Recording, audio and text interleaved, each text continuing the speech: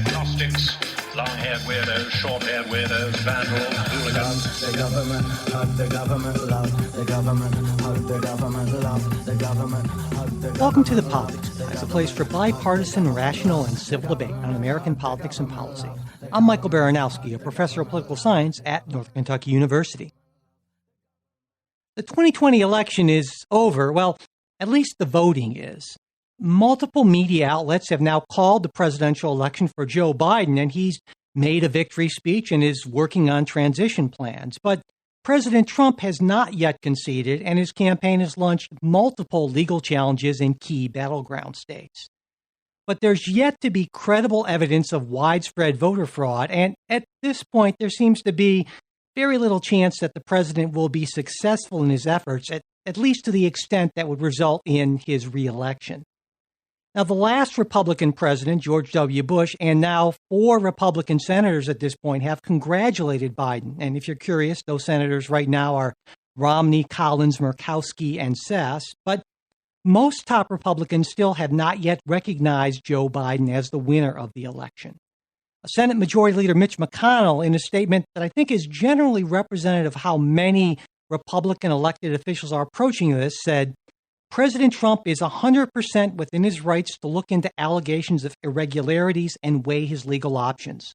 Suffice it to say, a few legal inquiries from the president do not exactly spell the end of the republic. And then McConnell went on to point out that the Constitution gives no role in this process to wealthy media corporations. The projections and commentary of the press do not get veto power over the legal rights of any citizen, including the President of the United States. So let's start with that. So do you think that President Trump is right? Do you agree with Majority Leader McConnell that the president should be, or at least is within his rights to be doing this? Or do you think he should have conceded by this point? Who wants to start us off? Doc. I don't think it's in the man's nature to concede or give up or surrender, if you would. It's just not him. He is not going to go quietly into the good night. Now that would seem to be rather unlike the Donald Trump we've come to know and either, well, pretty much love or hate, depending. There's not a lot of in between with the president. Olivia. I mean, I guess legally he's like within his jurisdiction to be like filing lawsuits and like pursuing this, but Hillary Clinton in 2016 didn't concede until the morning, and people like threw fits about that, saying that she should have conceded sooner. Like that's the right thing to do, and that's like the mature thing to do and what you're expected to do.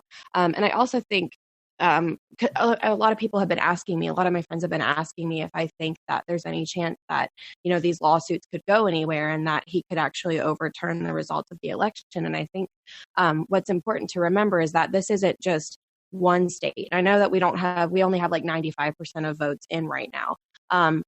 But he's not, you know, Biden isn't leading in just one of the states that he needs. If it was just Pennsylvania and it was really close, and it's not really close because the last I checked, he was up by like 50,000 votes. But he's also leading in Georgia still, and Arizona and Nevada. And I just think, you know, he's up by so many electoral votes, and he's up by so much of the popular vote that I just think, you know, if it was a closer election, I still think it would be immature and that Trump should have just, you know, done what's right and concede, but it's not, you know, as close as it should be for him to be acting this way. Now, in a more recent development on Monday, just when we're recording this Tuesday morning, on Monday, Attorney General William Barr issued a memo to U.S. attorneys in which he pointed out that the obligation of the Department of Justice was, in his view, to ensure that federal elections are conducted in such a way that the American people can have full confidence in their electoral process and their government. And the memo authorized U.S. attorneys to open election fraud investigations, but only, again, in the words of the memo, if there are clear and apparently credible allegations of irregularities that, if true, could potentially impact the outcome of a federal election in an individual state.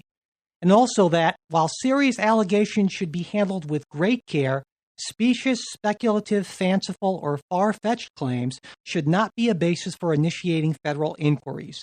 Nothing here should be taken as any indication that the department has concluded that voting irregularities have impacted the outcome of any elections.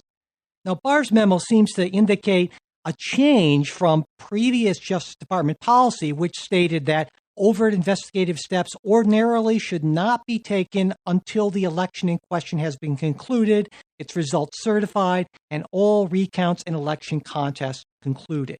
And shortly after Barr's memo came out, the director of the DOJ's Election Crimes Branch, Richard Pilger, resigned his position. So what do you think about this? Is it a reasonable response by the Attorney General that a lot of Democrats are just overreacting to? Or is it part of an effort by Barr, who, in the months leading up to the election has certainly cast doubts on the integrity of mail voting? And do we see him acting less as an independent prosecutor and more as a partisan ally of the president's? Doc.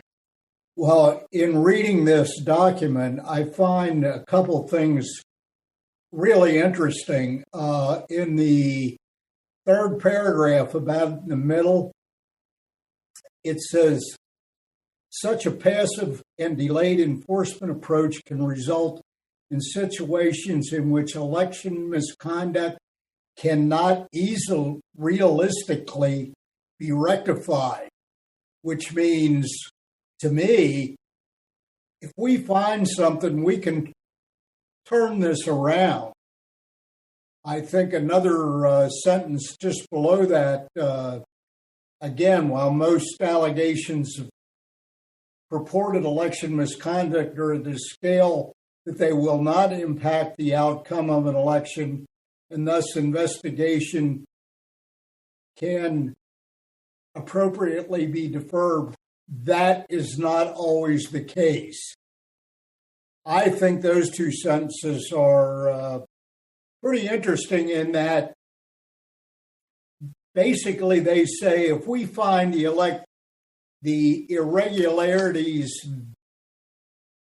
if we find the irregularities we want to find or think we will find, we can turn this election around and re-elect Trump. I think it's interesting that the guy that you just mentioned, the election crime branch director, he just resigned.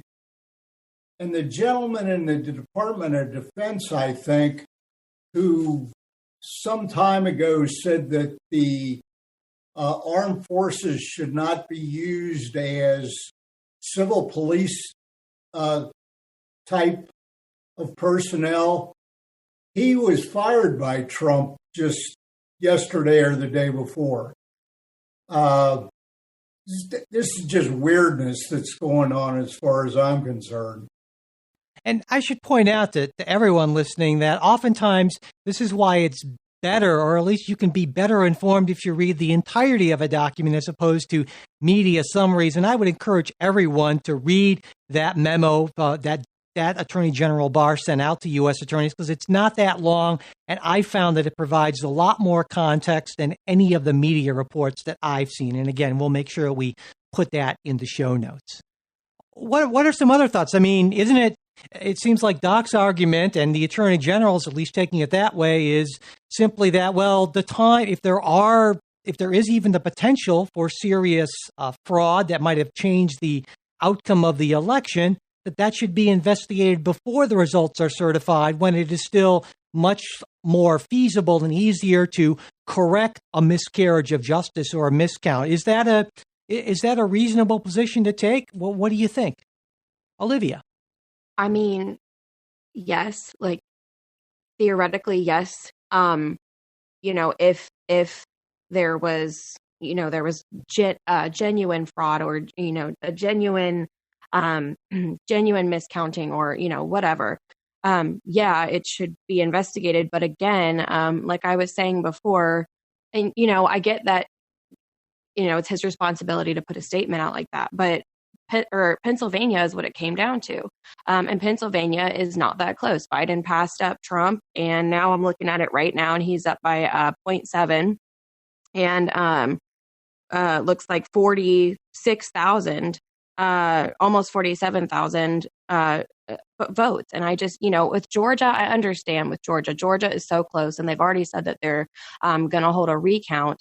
But also the thing in Georgia I was just looking at is that Georgia, was not one of the states that was just sending out a ballot to everybody, mailing one to everybody's house. They still required people to request an absentee ballot. So I don't know. I because it came down to Pennsylvania, and Pennsylvania is not nearly as close as like Georgia. I mean, even if they were to investigate Georgia and find that, there were discrepancies and that maybe, Trump could have won in Georgia, it still won't change the outcome of the election. So I don't know. I think it's frivolous at this point, but again, it's to appease Trump and his base that are, going to refuse to acknowledge that they have lost this. Alan. Yeah, I'm kind of inclined to agree with Olivia. I don't foresee this changing the election results, as we've established long ago. There's just not that much fraud that happens in these elections. I mean, maybe it could shore up confidence in the way we voted this election because it was different. I mean, the memo itself, from reading it, there doesn't seem to be anything that controversial about it, other than like they want to do it now. They want to investigate it now before all the voting's ended. So I don't see where all this tension is coming from within the department, other than they want to do it now. Okay. Faith. Yeah, I agree with Olivia and Alan. I just don't see enough, especially going into Pennsylvania, being able to overturn it. I think especially with just as much speculation that Trump has put about with the election results, and even saying like way back in August, like there will be voter fraud, tons of voter fraud, that if this can be cleared up, maybe it might help to clear any kind of speculation about the actual outcome of the election. I actually know a good friend of mine. He's like, there's no way that many people voted for Biden. I'm like, well, if you really don't believe it, maybe he'll believe the outcome of an investigation, and maybe it'll help ensure confidence in the whole process.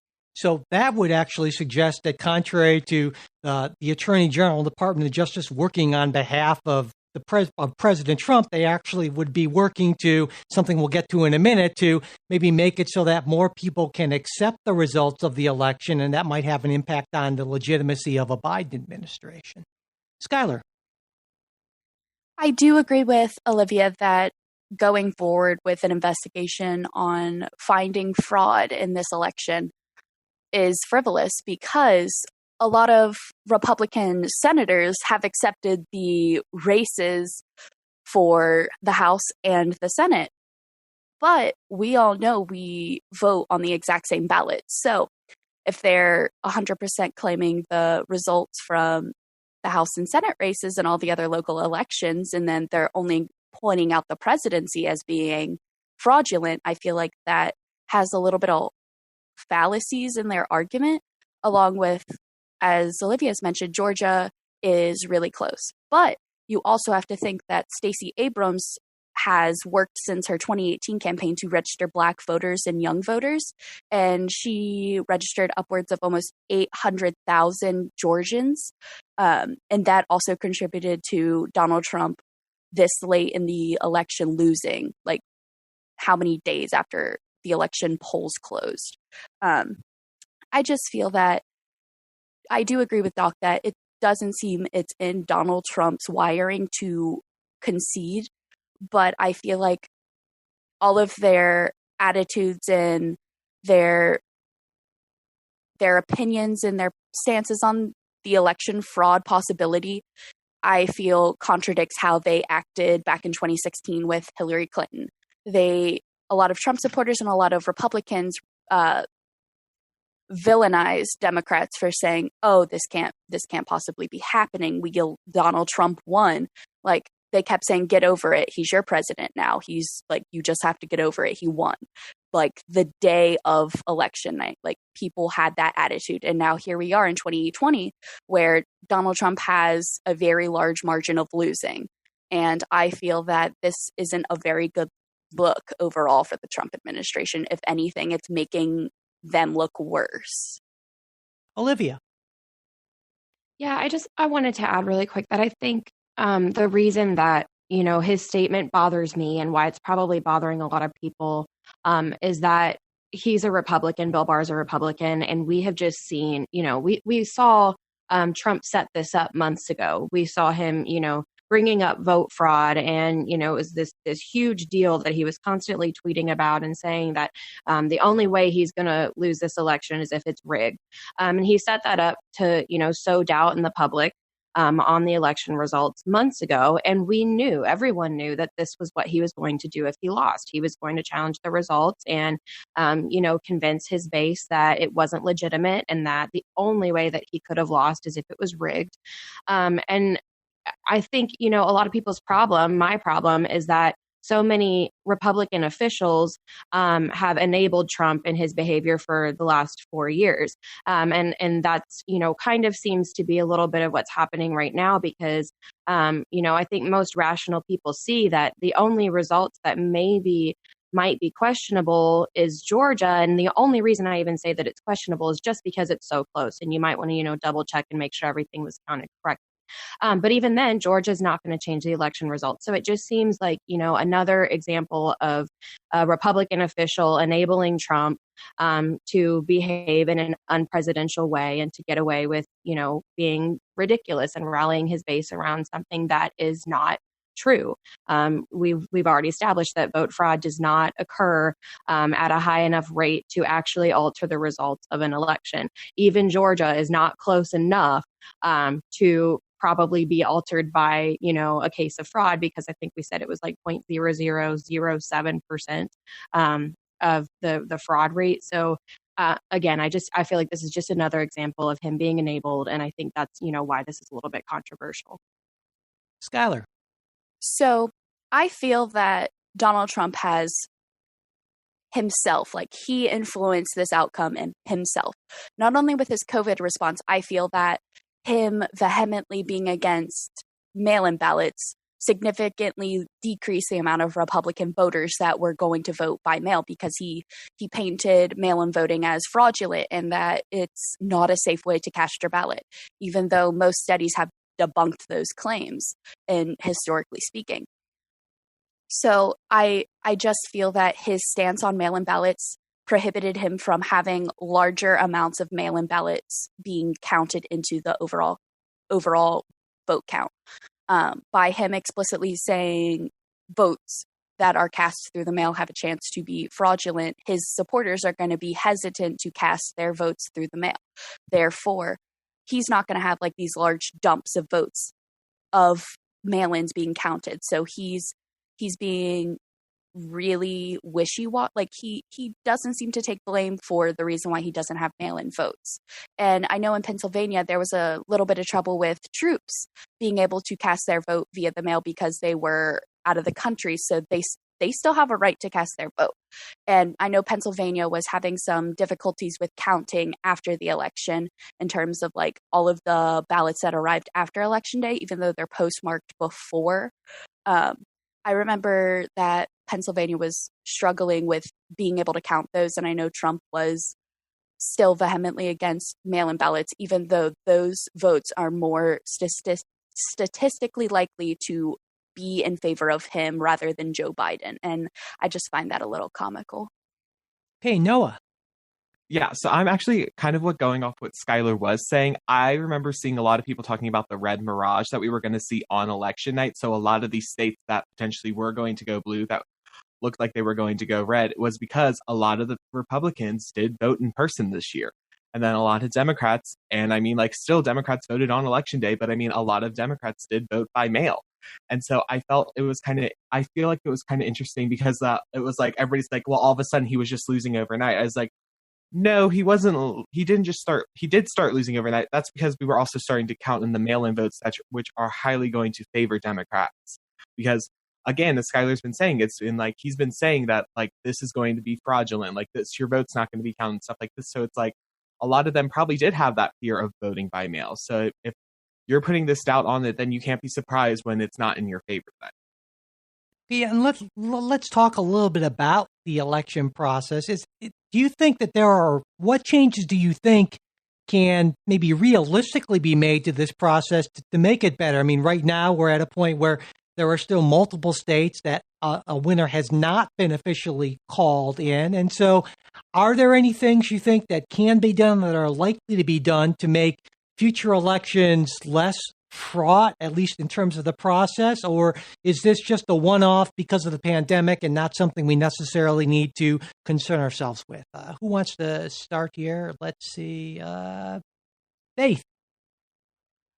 I think a big thing that would help is, I know a lot of states did ask to start counting early, but just allowing states to start counting ballots earlier than the election, so that there is, especially if there is this big influx of mail-in ballots, that states have the appropriate amount of time to be able to count those ballots in a timely order. Okay, Doc. Doc says in-person voting with a picture ID. All right. Absolutely no way around it. That has got to be the best way to go. No fraud can happen in that case that I can tell. Okay, Alan. I think maybe shifting back away from mail-in ballots, because regardless of how well the method worked, at least in the public setting, perhaps because of the rhetoric being thrown around, there's not a lot of faith in those going forward. And that might not be a problem, because maybe, I mean, fingers crossed, maybe the pandemic will be done by the next election, although who knows. But yes. There could always be another pandemic. Let's hope not, certainly. Noah. I think it was the Kentucky Secretary of State, and he said he was really he really liked how high of a turnout we were actually having, and so he was thinking about actually implementing voting early across the state, like instead of it just being one day, maybe we'll start actually having other days for people to go vote, which I think is a great idea, just in case somebody cannot make it to that one day for voting, that we actually will have more options for people. So I feel like that might be a step in the right direction to allowing more votes. Skylar. Foremost, we should make Election Day a federal holiday. I feel like making that a holiday where businesses will allow you time off guaranteed, I feel like that would also help with increasing voter turnout. I do have some qualms with completely nixing mail-in balloting, because we do have states that just ship all of their ballots to every resident, and they've had considerable amount of turnout, and they've had low levels of fraud. I believe it's Washington, that has universal mail voting. And I believe that it is a less ableist way to go about voting, because not everybody has the ability to leave and go to a polling location with an ID and vote, because IDs cost money. People don't necessarily always have those hidden costs. And I feel that currently, if we stick to just in-person voting on one single day, you're not going to see an increase in voter turnout, because it's inherently ableist, because not everybody can get there. And I feel that, like Noah mentioned, opening more days for early voting. So if you can't make it on that Tuesday, but you have a Friday off and you can go vote, you should be able to go vote. And I feel like with the pandemic really kickstarted things to be able to move forward and be able to evolve into a little bit more easier method into allowing people to vote, because I feel like there's so much voter disenfranchisement in our country alone that using mail-in ballots would allow less of that to happen, because they're being shipped universally to everybody. And I also like the thought that you could take your absentee ballot or your mail-in ballot and drop it off at a polling location. That you could also do. I feel like there's always room for improvement, and completely getting rid of one way won't be good for anybody. I feel like it'd just be way too confusing if we just stick to just mail in, like if we don't stick to mail-in voting, if we slowly shift to solely in person. Okay, Doc. I have to agree with Noah. I think that said about making the voting not on a particular day, but a particular time frame. And I think that would be a boon to the poll workers. I think it should be limited until after you've heard all the presidential debates. But I took part in that. I mean, I voted probably a week before the actual election day, and it just worked out really well. It was smooth. It worked. I mean, Kentucky does a great job of in the elections anyway. But I think that is just an absolutely cool idea to stretch it out before Election Day with an ID in person. Thank you very much. Okay, Olivia. So I'm always going to advocate for expanding the electorate and for allowing as many people as possible access to the vote and to be able to cast their vote. And voting, forcing people to vote in person with an ID is a form of suppressing the vote, because there are a lot of people who are not going to be able to cast their vote that way, and they're going to be disenfranchised, and it's going to be people who are living in poverty, or people who don't have access to and be able to afford a sufficient ID, an updated ID, or who don't even have a ride. One thing that I absolutely loved about Amy McGrath is that she actually was offering to pay for people's, I think it was their Lyft rides to the polls, because she acknowledged that, a lot of, especially Democratic voters, might not have access to transportation. And mail-in voting makes that a lot easier, because you don't have to worry about having that access to transportation to the polls. But I also just want to add that, my number one thing is what Faith said originally about allowing states to start counting early votes before Election Day, because, as we've discussed before, I think one of the biggest problems is not actually the existence of fraud, because, it's been established for decades that fraud just doesn't happen at a high enough rate to alter the election results. But it still, there's this doubt in the public's minds that, we're used to, and we're impatient people, and we're used to having the results faster than we've gotten them this year. And I think, Trump's using that to his advantage and saying that, because the results are taking so long, they're not legitimate and they're fraudulent. And, allowing states to start counting early so that they can get those results in faster, and we're not all biting our nails and, playing this waiting game for a few days, and then allowing, a candidate like Trump to use those days to rally his base and say, like, see, this is fraudulent. They're still counting votes they shouldn't be. I think I don't know how there's any problem with counting legitimate votes a little bit early, so that we can have those results the day of, or at least the day after. So let's move on and assume, for the moment at least, that the results that the media has called are going to hold up, and these legal challenges are not going to lead to a reversal. How badly would you say that this experience has damaged the legitimacy of who would be President-elect Biden? I mean, is it right now? I've seen a poll just this morning that 70% of Republicans in one poll question the legitimacy of the election. So do you think that this has an impact going forward on what Joe Biden might be able to do or not do as president? Doc.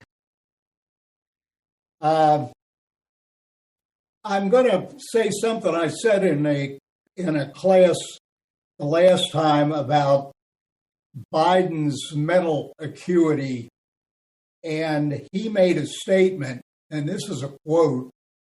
He said this on October the 24th. "We have put together, I think, the most extensive voter fraud organization in the history of American politics." Now, if he didn't mean to say that, there's something going wrong with his head. If he did mean to say that, it means there is fraud. So I think that basically that statement has damaged him badly. The second part of that question you asked, how do you rate the prospects of a bipartisan cooperation in a Biden administration?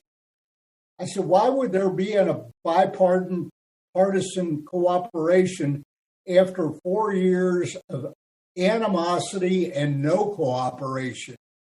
I think if the Republicans have any chance to derail anything that Biden is going to try to do, they're going to derail it, just because of what went on in the last 4 years.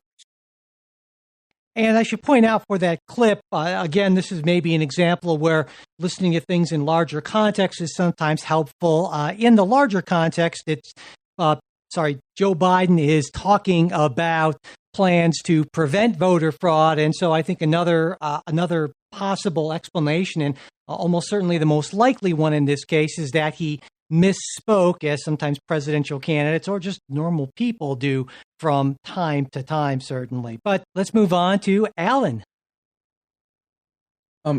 So as to whether or not all of this will damage Biden's credibility or standing going into office, assuming he wins, yes, it will. I mean, at least on the right, because they're a very tight-knit group, and if 70% believe that this election was fraudulent, I doubt the Republican Party is going to abandon their base and start working effectively with Biden. We're in a very partisan era, and I mean, if anybody could break that, like, partisanship, it might be him, but I mean, after this, I'm doubtful. I think we'll continue to see little cooperation going forward.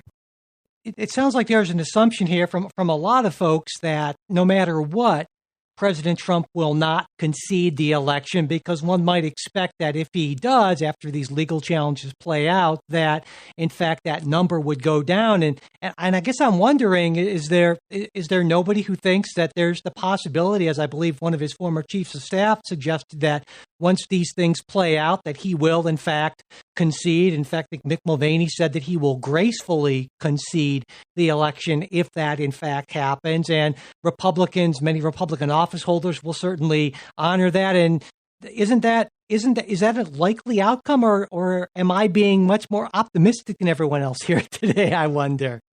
Let's see. Faith. Yeah, I think on that note, I think that is just being a little optimistic. I think Doc said it earlier. It's just not in Trump's kind of character to concede, and really to concede gracefully. So I think it would be a good thing for like providing more legitimacy to a Biden presidency, like Trump's acknowledging his defeat, possibly like being able a chance to like unify the country through the Republican Party. But as far as me seeing it happen, I don't think it's likely. Okay, Olivia. So I hate to say it, but I have read enough well-researched and professional people who have also said it in their writing. But we have really seen this cult-like behavior among Trump, and not only Republican officials enabling Trump and refusing to hold him accountable, but also among his base. Like I said in the last episode, this is not something that we've seen with other presidents, the flying flags off of your truck and, wearing Trump gear head to toe everywhere you go. Like, we just haven't seen that. And I honestly believe that, I don't see Trump gracefully conceding. I 100% believe that, if he concedes, it will be, I should have won this, and I still think it was fraudulent, but I'm being forced to concede, and I have to, and they're not ruling in my favor, so I'm conceding. And I also I really wonder what, the political climate of America is going to be going forward, because I cannot see going to the grocery store, even, in January or February after Biden is officially president and in office. I still think that we're going to see Trump's base rallying for Trump. And I think there are going to be a lot of people who are for the entirety of Biden's role in office are going to look at him as a president who didn't actually win and he stole the election. And we know that that's 100% not true, but Trump's base is very, very loyal, and they take everything he says and believe it. A lot of them do. So I 100% think that, at least among Trump's base of Republican, not all Republicans, but among Trump's base of Republican voters and, those who have supported Trump in higher governmental offices, Biden is never going to be a legitimate candidate in their eyes. Alan. No, he will not concede. It's not in his nature. He might, I think a best case scenario is he might indirectly concede that he's not going to be president for the next 4 years. Okay. But other than that, I can't see him directly going to a podium and saying, yes, Biden won this election, free and fair fraud. And that is perfectly fine. And I'm willing to step down and leave. I mean, I look to the Kentucky gubernatorial race as the bellwether of how the presidential election has gone. It was a very close race. Governor Bevin at the time, he launched inquiries into the election. They had a recount or something like a recount. There was a different name for it. I don't believe he ever directly conceded, but he's yeah, this isn't going our way. And then he left. And I think Olivia hit the nail on the head when she said that the environment going forward, politically won't change. I mean, I know Biden's already talking about doing another lockdown, and that obviously creates a lot of political tension like the last one did. So, no, I foresee there being a lot of partisanship going forward. And, going back to something Olivia said that about Trump supporters maybe rallying to the president, or at that point, the former president, even when Joe Biden takes the office, that leads to sort of a related question to this, is the role that we may expect Donald Trump to play as a former president. Traditionally, of course, former presidents sort of fade into the background, at least for the first few years, to kind of let their successor have it's always been his way and not to crowd the stage. But I think most people would agree that is very much not Donald Trump's style. And so that raises the question of, whether or not that will help or hurt not just Joe Biden or the country, but if it will help or hurt the Republican Party. Because, of course, as soon as one presidential election's over, there are a bunch of people who are thinking about the next one, most particularly those who think they are legitimate candidates for that position. Noah. Yeah, I think I read somewhere that Lindsey Graham said if Donald Trump concedes, it might be the end of the Republican Party, which obviously isn't true, because obviously they are going to be around unless there's some major political shift that happens within our country. But I think this really is going to be damaging, because I mean, honestly, these last 4 years I've seen there's been a lot of division. I think we can all admit our country has become more divided. And I thought this election, by any chance, if anything could have went well, we could have started to kind of come back down the slippery slope of division and hope to become more united. But with Trump's current actions, it isn't looking like this is what's going to happen. I mean, Biden keeps on talking about he wants to unite our country. I would love to see our country become more united again. But I think the issue is now that since he is not going to concede, we're going to run into that issue of, he didn't, technically Biden is the president, but I mean, he didn't win or something like that. So it's I think we're just going to create more division potentially by any chance, and we're not going to have those steps in the right direction to become more unified. Okay, Doc. I think if Trump were to give it up, he will probably remain very active in politics and muck around in the government somewhere or another. It will help the conservative movement. Trump is not a Republican. He just happened to have to use the Republican Party to get nominated the first time, but he is definitely not a Republican. He is a conservative, and he will use whatever party that serves him well. I think Winston Churchill did that. I think he switched parties 3, if not 4 times in order to get elected to some post in the British government. And I wouldn't put it past Trump to do that.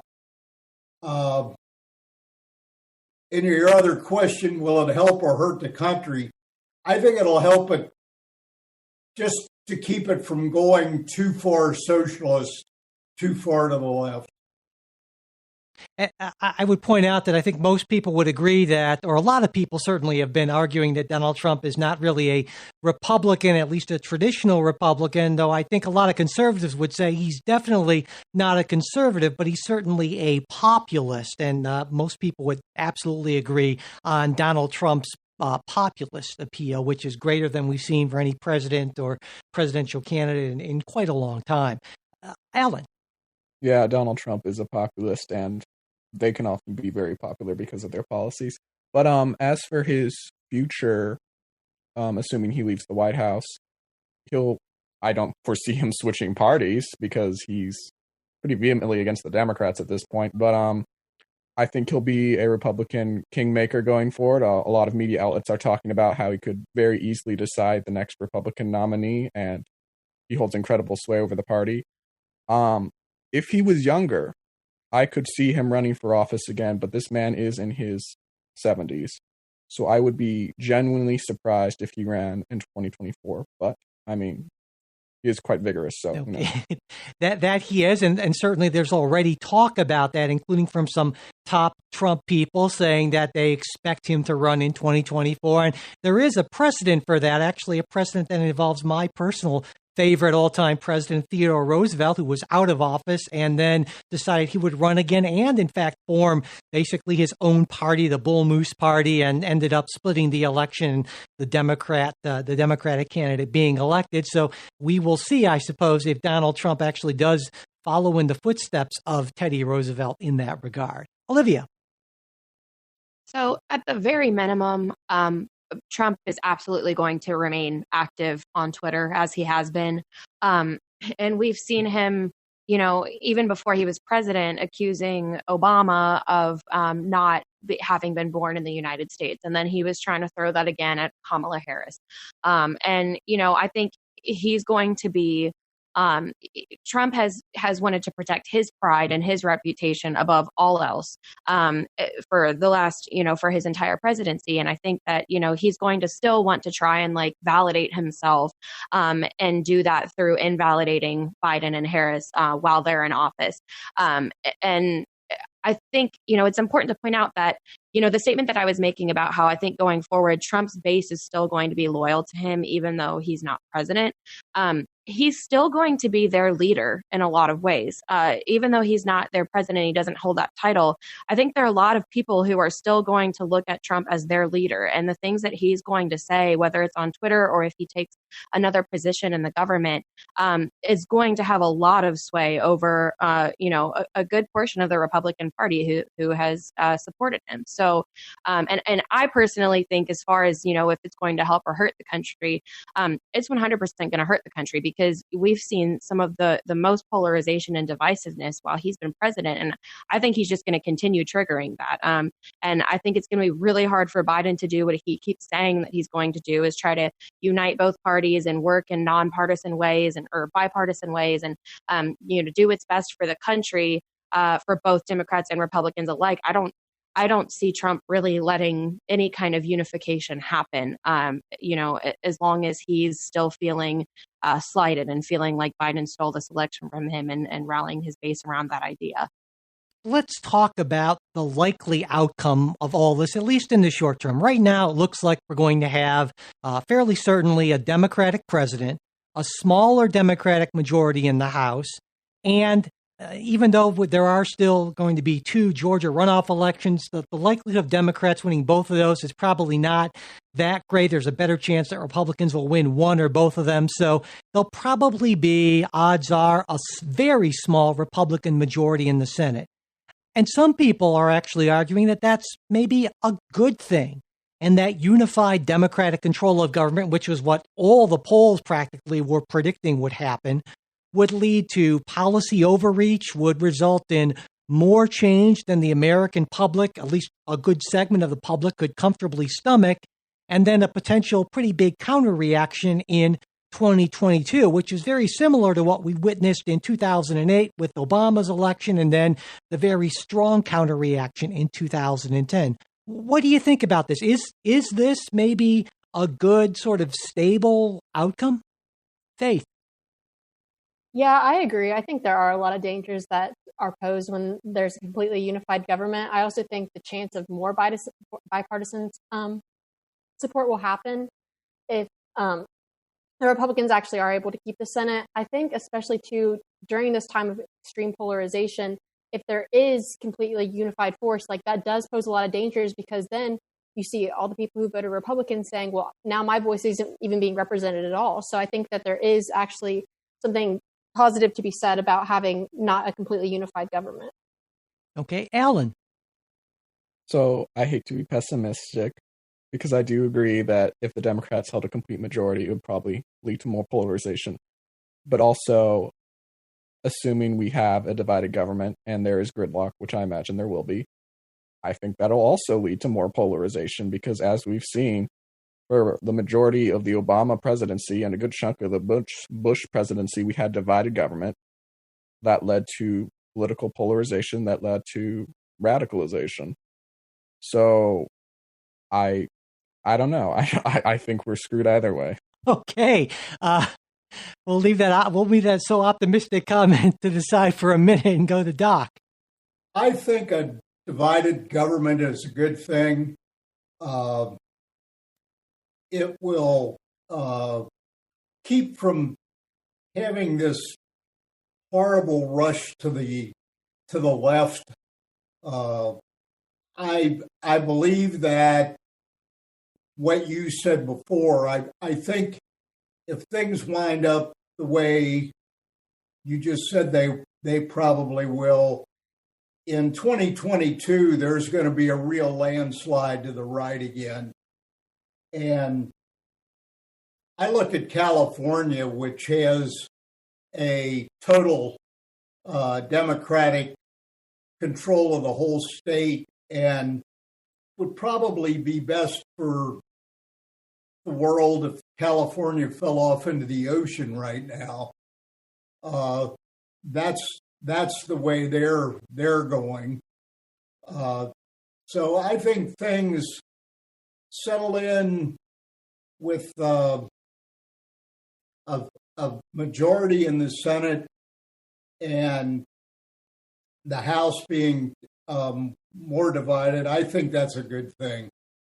Just to be clear, before we move on, to forestall the, I'm sure, inevitable listener comments, Doc is, I am sure, not arguing for the death of 39.5 million Californians, just more that California has often been a thorn in the side of many conservatives, and sometimes they just wish California would go away without anyone actually being, physically harmed.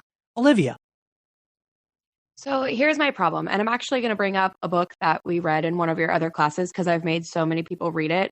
And I encourage, to back up some of my statements I'm about to make. If anyone's interested, read It's Even Worse Than It. I think it's now called It's Even Worse Than It Was, but it used to be It's Even Worse Than It Looks. But we saw under Obama, and actually for decades now, but especially under Obama, the Senate, when it's a majority Republican, they've shown their refusal to cooperate with a lot of Democratic parties, and their refusal to join together in a bipartisan way to get necessary legislation passed. And so I'm kind of agreeing with Alan that the Democrats are often called the do-nothing Democrats, and Republicans argue that they don't do anything in office and that they make all these promises and they don't actually follow through with any of them, and that's kind of their defense of Trump. Well, Trump got things done. Trump also had the support of a Republican majority in the Senate. And Democrats often, especially really progressive Democrats, are often, saying that the problem with the Democratic Party is that they fail us because they don't do enough for their base and for what we voted for. But again, I think the major problem is that Republicans, more so than Democrats, are less willing to cooperate and to allow for, some policy that maybe they don't agree with to pass. And I just think we're not going to see much of anything getting done, which is really unfortunate for someone like me who voted for Biden, because I want to see some of these policies enacted that he has promised us. I just, with Mitch McConnell being the Senate Majority Leader and with a Republican Senate majority, I think it's a worse outcome to see absolutely nothing pass and nothing really happen that Biden's promised us in the next 4 years than it would be to actually see some policy changes. Let's talk a little bit about that more specifically, because at least there is one I guess I'm just going to be the eternal optimist in this episode, that there's one scenario in which, given that there's going to be a smaller Republican majority in the Senate than there is now, that someone with all of the senatorial legislative experience that Joe Biden brings, much more so even, certainly than Barack Obama brought to the office, that it's possible that he could perhaps convince some people, like some of those 4 Republican senators who have already congratulated him, someone like a Susan Collins or a Lisa Murkowski, bring a couple over and actually accomplish a few things in a just barely bipartisan manner. And so I want to ask you about that. Assuming that even any of that's possible, where would you expect to see that happen, if anywhere? And you're not allowed to say it's just not going to happen. Alan. I hope, fingers crossed, infrastructure. We've been saying it for years. But if there's one thing that Democrats and Republicans seem to agree on, it's to everybody's benefit to actually update our infrastructure and keep it from crumbling.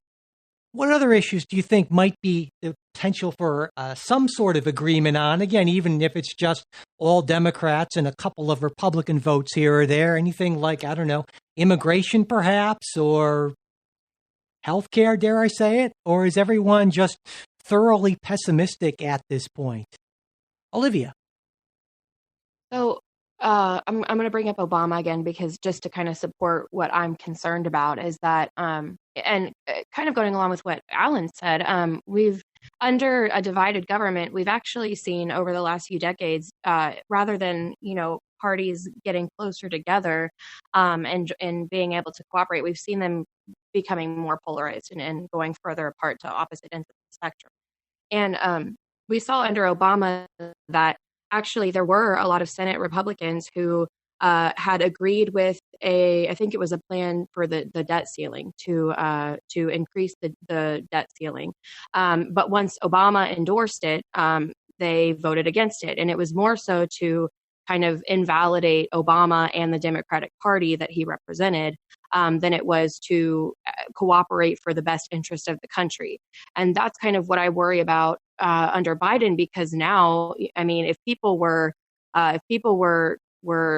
resentful of Obama, it's going to be so much worse now with Biden, because not only is Biden, did he run as vice president with Obama, but now Trump has kind of cast this doubt in the legitimacy of his presidency. So I just think, I don't know. I mean, I would love to think, and I would love to be optimistic that maybe there are Republicans like Mitt Romney who would be maybe willing to cooperate.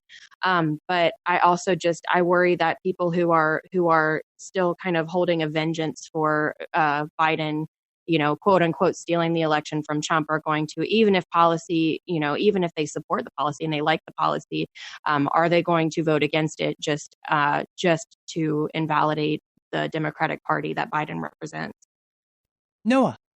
So I'm going to join you on the optimism train, Dr. Thank you. So I honestly think, currently what I think by any chance what might happen in the Senate is the Republicans might have a 51-52 lead. And if I can do my math correctly, I'm not doing it right now in my head.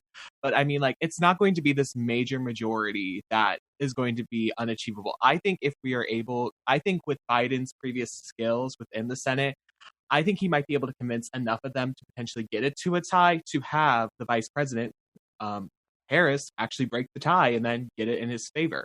So I think we might see by any chance a little bit more often a tie sometimes, if that by any chance might happen. So I think he might be able to convince some senators who are willing to listen to him, because it's not like they all are just saying, no, we're going to vote this way no matter what. I mean, Mitt Romney did vote to impeach Trump on one of the charges. So it's not like they're so far gone that they aren't going to be able to convince anybody. I think he might be able to speak to some that are potentially a little bit more moderate and say, hear me out on this. So I think we might see a little bit more deal making with some other senators that are not far right as by any chance. But I think we might see a potential for more 50-50 votes and then a 51-50 with Vice President Harris breaking it. Okay. Well, I like it. I salute your optimism there, Noah. Let's get the last word to Olivia. I'm jumping in because Noah convinced me a little bit. Not that, I guess I still stand by my previous statements, but I had kind of forgotten that, the situation with, I guess, the ratio of Republican to Democrat or in the Senate was different then, and that we'll probably have a very, very close margins after this election is over. And that does give me a little bit more hope that, with it not being a large majority Republican, that, like I said, there might be some Mitt Romney type people who are willing to cooperate. So yeah, Noah has me feeling a little bit more optimistic about that. Well, that's good. And, I think it's a great place to close on that, at least very cautiously optimistic note, something we often can't really seem to do. But we will again be back with another episode in this series next week, at which time, who knows, maybe someone will have conceded, will have a better sense of things, and we can look a little bit more forward into what the next couple of years, and maybe even talk a little bit about the upcoming in the 2 years from now, House and Senate elections, how that might change things. So if you have a question or a comment, we would love to hear from you. Just send it to us at mail@politicsguys.com or post a comment in the episode link on our website or on the Facebook page. That's facebook.com/politicsguys page, and we will do our best to address that.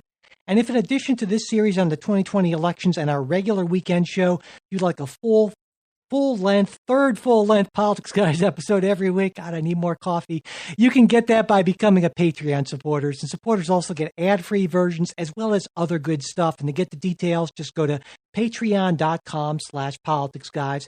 And if you can't afford to become a supporter, but you want all the content we're putting out, just email me, mike@politicsguys.com, and I will get you full access to all of that stuff. We would also appreciate it if you could subscribe to the show, leave ratings and reviews, and especially if you could share episodes on social media. The executive producers of the Politics Guys are Bruce Johnson, Wilma Morano, Andra Masker, Daniel Toe, Chris Wilkerson, and Nathan Sosnowski. We'll be back with our weekly news roundup and analysis show on Saturday, and the next segment in this Election 2020 series on Tuesday. We hope you'll join us.